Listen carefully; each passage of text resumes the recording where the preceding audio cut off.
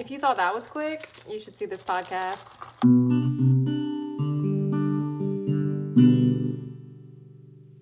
So our first guest is an NBC Sports edge writer, and apparently he loves to drink tea because he's always low on it. But let's welcome in Denny Carter. Hey there, thanks for having me, and I'm honored to be your first guest. With the NFL draft around the corner, I know everyone's thinking about their own fantasy drafts. What are some bad habits that people fall into that you've seen over the years? First and foremost, shitting their pants, forgetting everything they know, and reverting to bad habits. Also, not listening to me. Do you think you would ever want to face me in a draft?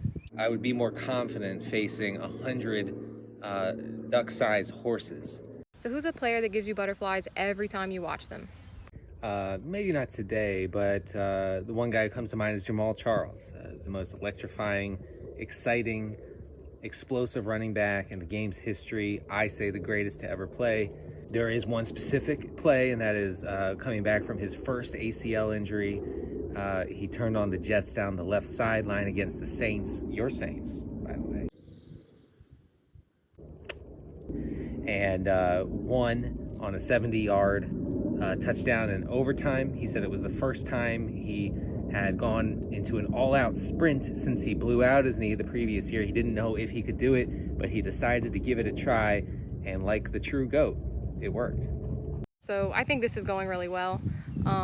Based on how you feel about it, how would you feel about, us maybe working together and collaborating again?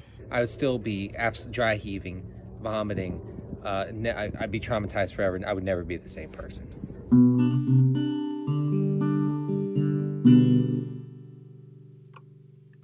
Look, this one's just between me and you. I won't share it.